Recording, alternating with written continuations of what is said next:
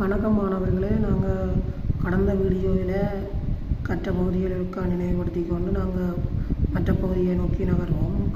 கடந்த வீடியோக்களில் கற்றது அல்பபெட் லெட்டர் சம்பந்தமாகவும் மற்ற நவுன்ஸ் சம்பந்தமாகவும் அதுக்கு அடுத்ததாக வேர்ப் சம்பந்தமாகவும் படித்த நாங்கள் இன்று அந்த வேர்ப்ஸின் விவரத்தின் ஒரு பகுதியையும் அது தொடர்பான வாக்கியங்களையும் அமைக்க உள்ளோம். ஆகவே அந்த வகையில் இந்த வேர்ப்ஸில் முதலாவதாக சொல்லப்படுறது பி ஃபேமிலி வேர்ப்.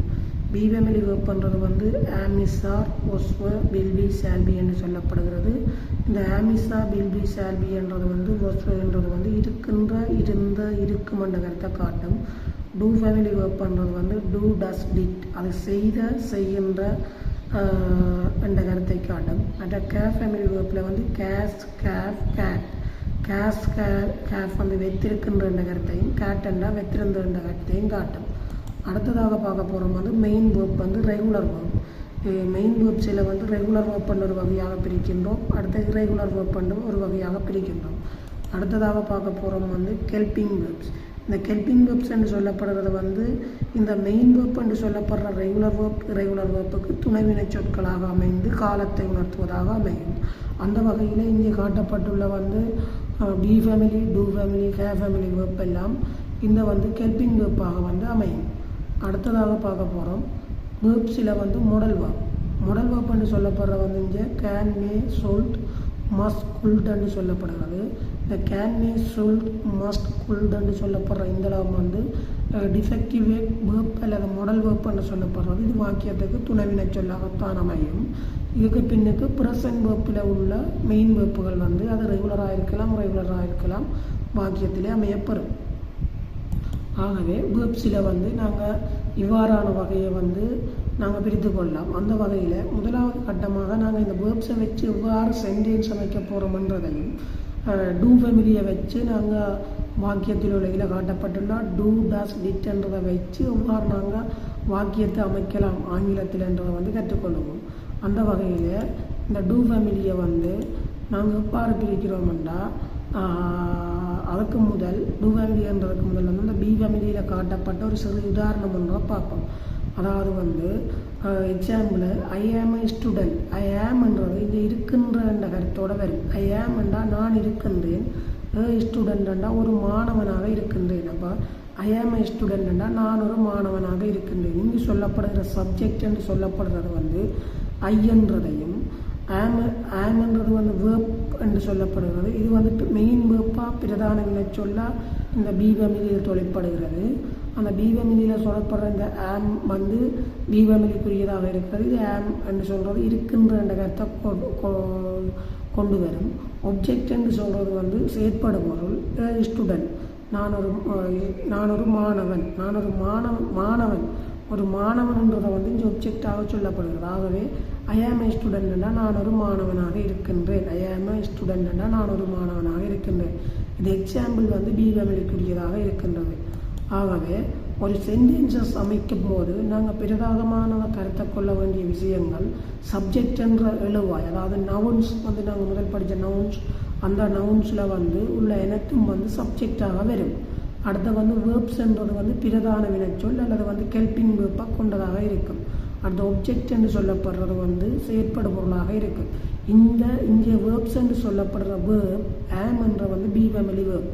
இந்த ஆம்ன்றது இருக்கின்ற என்ற கருத்தோடு வரும். அது ஐக்கு மட்டும்தான் பாவிக்கலாம். அதால் ஐ ஆம் ஏ ஸ்டூடெண்ட் என்று காட்டப்பட்டிருக்கிறது. ஆகவே இது சம்பந்தமான பி ஃபேமிலி தொடர்பான விரிவான வாக்கியத்தை அடுத்த வீடியோவில் பார்க்கலாம். நாங்கள் இப்பொழுது டூ ஃபேமிலி தொடர்பான விடயத்தை பார்ப்போம். டூ ஃபேமிலி என்றது ஒரு செயலை நாங்கள் செய்கின்ற என்ற கருத்தை காட்டும்.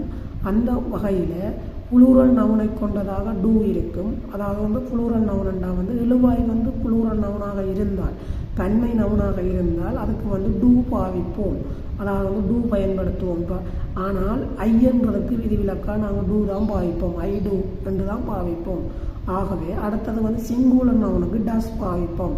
அப்போ டஸ் என்று சொல்லப்படுற சிங்குலர் நவுனான கேசி இட் அல்லது உரிமை எழுவாயை கொண்டதுக்கு டஸ் என்று பாவிப்போம். இங்கே டூவும் டஸ்ஸும் ப்ரெசன்ட் டென்ஸுக்குரிய ப்ரெசன்ட் டென்ஸுக்குரிய வந்து மெயின் வேர்ப்பாக இந்த டூ ஃபேமிலியில் தொழிற்படும். அதே மாதிரி சிங்குலர் நவுனாக இருந்தாலோ அல்லது வந்து ப்ளூரல் நவுனாக இருந்தாலோ பாஸ்ட் டென்ஸில் வந்து டிட்டை வந்து பாவிப்போம். இந்த டிட் வந்து செய்த என்று இறந்த காலத்தில் செய்த என்ற கருத்தை காட்டும். அந்த வகையில் இந்த டூ ஃபேமிலியில் சென்டென்ஸ் அமையும் பொழுது எப்படி அந்த வாக்கியம் அமைதுன்றதை பார்ப்போம்.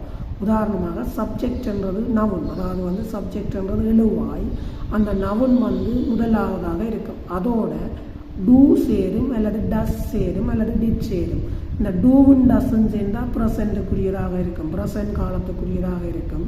அந்த டூ வந்தால் வந்து அது புளூரல் நவுனை கொண்டாடுறதாக இருக்கும். அதாவது வந்து ஐ வி தே ஜூ என்றதை வந்தோ இல்லை வந்து ஒன்றுக்கும் மேற்பட்ட எழுவாயை கொண்டதுக்கு வந்து டூவை பாவிப்போம். டஸ்ன்றது சிங்குலர் நவுனை கொண்டதாக இருக்கும். டிட்ன்றது சிங்குலரோ புளூரலோ இந்த நவுனாயும் இருந்தாலும் பெறும். அது இறந்த காலத்துக்குரியதாக இருக்கும். ஒப்ஜெக்ட் நவுன்ன்றது வந்து ஒப்ஜெக்ட்ன்றது செயற்படு பொருள். ஆகவே இப்போ நாங்கள் முதலாவதாக பார்க்க போகிறோம் வந்து டூவை வைத்து வாக்கியம் அமைக்கிறேன்னு பார்க்க போகிறோம். அப்போ டூவை வைத்து நாங்கள் வாக்கியம் அமைக்கும் பொழுது முதலாவது வாக்கியத்தை பாருங்க. I do my homework myself. I do வந்தா நான் செய்கின்றேன். இந்த டூன்றது வந்து பிரதான வினைச்சொல்லாக வருகிறது. அப்போ ஐ டூ வந்தா நான் செய்கின்றேன். மை ஹோம்ஒர்க் கண்டா என்னுடைய வீட்டு வேலையினை நான் செய்கின்றேன். மை செல்வண்டா வந்து நானாகவே. அப்போ நானாகவே ஐ டூ மை ஹோம்ஒர்க் மை செல். நானாகவே நான் என்னுடைய வீட்டு வேலையை செய்கின்றேன். நானாகவே நான் என்னுடைய வீட்டு வேலையினை செய்கின்றேன். அல்லது இப்படி சொல்லலாம், நானாகவே என்னுடைய வீட்டு வேலையினை செய்கின்றேன். மை ஹோம்ஒர்க்னு சொன்னால் என்னுடைய வீட்டு வேலை. ஐ டூ வண்டா நான் செய்கின்றேன். நான் என்னுடைய வீட்டு வேலையினை நானாகவே செய்கின்றேன். we do our first in school. எங்களுடைய பாடசாலையை முதன்மையாக செய்கின்றோம். எங்களுடைய பாடசாலையை முதன்மையாக செய்கின்றோம். they do yoga in the park. they do அண்டா அவர்கள் செய்கின்றார்கள். யோகாண்டா யோகாசன பயிற்சி. இந்த பார்க் அந்த பூங்காவின் உள்ளே இன்னன்றது உள்ளே அந்த பூங்காவின் உள்ளே சிறுவர் பூங்கா அல்லது வந்து இது ஒரு பூங்காவின் உள்ளே அவர்கள் யோகா பயிற்சி செய்கின்றார்கள். யோகான்றது வந்து ஒப்ஜெக்டிவ் நவுனாக வருது. ஆகவே இங்கே பாருங்க, சப்ஜெக்ட்ன்றது ஐன்னு வந்திருக்கு. இந்த டூன்றது வந்து அடுத்த மெயின் வேர்ப்பா தொழிற்படுகிறது. இந்த மெயின் வேர்ப்பா டூ தொழிற்படுறது. அதுக்கு அடுத்ததாக வந்து என்ன வருதுண்டா வந்து அதுக்கு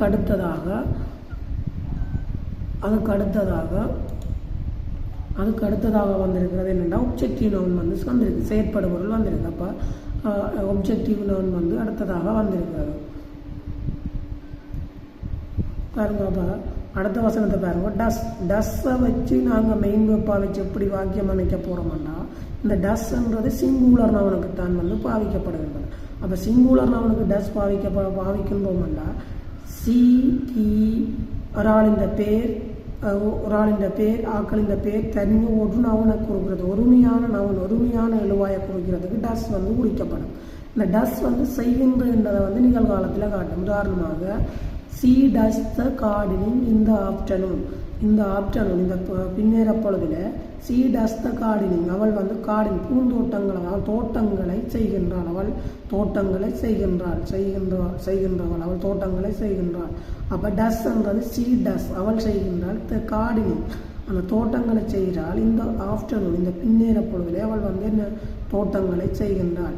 கீ டஸ் த ரைவிங் ஒன் ரோட். அதாவது வந்து கீ டஸ் த ரைவிங். அவன் இந்த ரைவிங் என்று சொல்கிறது வந்து செலுத்துதல் அதாவது வந்து ஓட்டுதல்.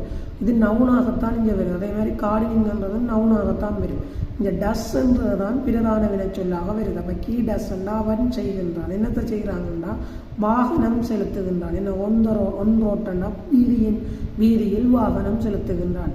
தினேஷ் டஸ் கிஸ் ஜாப் வெல். அதாவது தினேஷ் டஸ் அண்டா தினேஷ் செய்கின்றான். கிஸ் ஜொப்பண்டா அவனுடைய வேலையினை வெள்ளண்டா நன்றாக.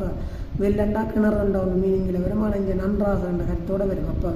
அப்போ தினேஷ் டஸ் கிஸ் ஜொப் வெள்ளண்டா தினேஷ் தன்னுடைய வேலையினை நன்றாக செய்கின்றான். தினேஷ் தன்னுடைய வேலையினை நன்றாக செய்கின்றான். அப்போ டஸ் அண்டா இங்கே எல்லாம் செய்கின்ற என்ற கருத்தோட வரும். Giri does his exercise in the morning. அதாவது வந்து கிரி வந்து செய்கின்றான். கிஸ் எக்ஸசைஸ், அதாவது கிஸ் எக்ஸசைஸ் என்றால் வந்து அவனுடைய உடற்பயிற்சியை செய்கின்றான். இந்த மார்னிங் காலை பொழுதில் கிரி வந்து தன்னுடைய எக்ஸசைஸ், அதாவது உடற்பயிற்சியினை செய்கின்றவன், தன்னுடைய உடற்பயிற்சியினை செய்கின்றவன். Kriya does makeup every time herself, அதாவது வந்து கிரியா டஸ் அண்டா கிரியா செய்கின்றவள், மேக்கப் அண்டா வந்து என்ன மேக்கப் செய்கிறவள், மேக்கப் பண்ணுறது வந்து அதாவது வந்து முக அலங்காரம் சிகை அலங்காரம் செய்கிறவள். எவ்ரி டைம் ஹர் செல்ஃப் அண்டா அவளாகவே, கிரியா அவளாகவே சிகை அலங்காரம் முக அலங்காரம் ஒவ்வொரு நேரமும் வந்து செய்கிறவள். அப்போ Kriya does makeup every time herself, அதாவது வந்து கிரியா அவளாகவே தன்னுடைய முகத்தினை அழகு செய்கிறவள், ஒவ்வொரு நேரமும் வந்து அழகு செய்கிறவள் என்ற கருத்தோடு வரும். ஆகவே இங்கே டூ அண்டா செய்கின்ற என்ற கருத்தோடையும் டஸ் அண்டா செய்கின்ற என்ற கருத்தோடையும் வரும். டூ என்றது ஐயுக்கும் புளூரல் நவுனுக்கும் வரும், அதாவது பன்மை எழுவாய்க்கும் வரும். இங்கே டஸ்ன்றது வந்து சிங்குலர் நவுனுக்கு வரும், கீசி இட் ஒரு ஆள் என்ற பேரை குறிக்கிறதாக இருக்கும். அடுத்தது நாங்கள் பார்க்க போகிறோம் டூ ஃபேமிலியில் டிட், அதாவது வந்து சிங்குலர் அண்ட் புளூரல் நவுனுக்கு டிட் என்றது பயன்படுத்தப்படும். இந்த டிட் என்றது வந்து செய்து முடிந்த செயலை காட்டும், அதாவது செய்த என்ற செயலை காட்டும். உதாரணமாக I did my homework myself yesterday, எஸ்டர்டேனா நேற்று, நான் என்னுடைய வீட்டு வேலையினை நானாகவே செய்தேன். ஐ டிட் நான் செய்தேன், மை ஹோம்ஒர்க் என்னுடைய வீட்டு வேலையினை, மை செல்ஃப் நானாகவே நான் என்னுடைய வீட்டு வேலையினை நேற்று செய்தேன்.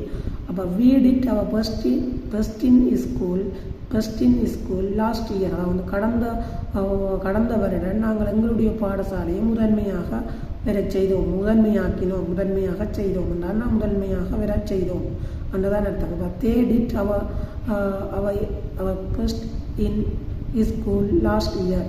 அடுத்த they did yoga in the park, அவர்கள் டிட்டெண்டா செய்தார்கள் யோகா பயிற்சியினை செய்தார்கள். இந்த அந்த பூங்காவிலே அவர்கள் யோகா பயிற்சியினை செய்தார்கள். வீடித்த கிளீனிங் கிளாஸ் ரூம், அதாவது வீடித்த கிளீனிங் என்றால் சுத்தம். அப்போ வீடித்த கிளீனிங் என்றால் நாங்கள் சுத்தம் செய்தோம், கிளாஸ் ரூம் என்றால் வகுப்பறையினை நாங்கள் சுத்தம் செய்தோம். இப்போ டிட்டெண்டா செய்த என்ற கருத்தோடு வரும், கிளீனிங் என்றால் சுத்தம் செய்தோம் என்று வரும். I did the cooking one last Friday, நான் நான் செய்தேன், என்ன குக்கிங்னா சமையல் செய்தேன், நான் குக்கிங்னா இந்த சமையல். ஐ டிட் த குக்கிங் நான் சமையல் செய்தேன் ஒன் லாஸ்ட் ஃப்ரைடே கடந்த வெள்ளிக்கிழமை நான் என்ன செய்தேன் சமையல் செய்தேன். ஆகவே இங்கே பாருங்கள் டிட்டெண்டா வந்து செய்த என்ற கருத்தோடு வந்து வரும். அடுத்ததாக நாங்கள் கொமனா ப்ரெசண்டிலையும் பாஸ்ட்லேயும் உடைய ஒவ்வொரு வாக்கியத்தை வந்து நாங்கள் இதில் பார்க்க போகிறோம். அந்த வகையில் ப்ரெசண்டில் வந்து கீ டஸ் பிளாக் போர்ட், அதாவது வந்து கீ டஸ் பிளாக் போர்ட், அதாவது சிங்குலர் நவனை கொண்ட எழுவாயில் கீ டஸ் பிளாக் போர்ட்டுன்னா அவன் ஒரு கரும்பலகை செய்கின்றான். ஐ டூ பிளாக் போர்ட்டுன்னா நான் ஒரு கரும்பலகை செய்கின்றேன். வி டூ பிளாக் போர்ட்டுண்டா நாங்கள் ஒரு கரும்பலகை செய்கின்றோம். Black போர்ட்டுண்டா கரும்பலகை. சரணன் லோஜியும்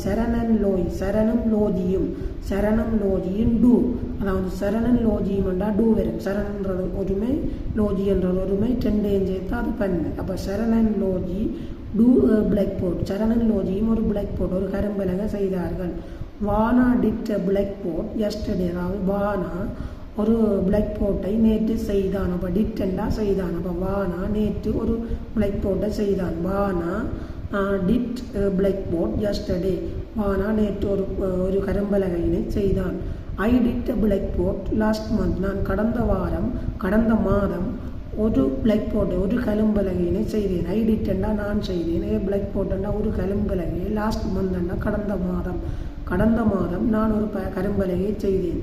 We did a table for you. We did a table, அதாவது we did a table. we என்றா நாங்கள் செய்தோம், a table என்றா ஒரு டேபிளை, for you என்றா உங்களுக்காக, நாங்கள் ஒரு டேபிளை உங்களுக்காக செய்தோம். ஆகவே இந்த வீடியோவில் நாங்கள் வந்து டூ ஃபேமிலி தொடர்பாக கற்றுள்ளோம். அடுத்த வீடியோவில் வந்து பி ஃபேமிலி சம்பந்தமான விரிவானதை வந்து விரிவாக கற்றுக்கொள்வோம். இந்த வீடியோ உங்களுக்கு வந்து பயனுள்ளதாக இருக்குதோ இல்லையோன்றோ எனக்கு தெரியாது. இது சம்பந்தமான உங்களோட விடயங்கள் தெரிந்தால் என்னுடைய வாட்ஸ்அப்புக்கு வந்து கமெண்ட் பண்ணலாம்.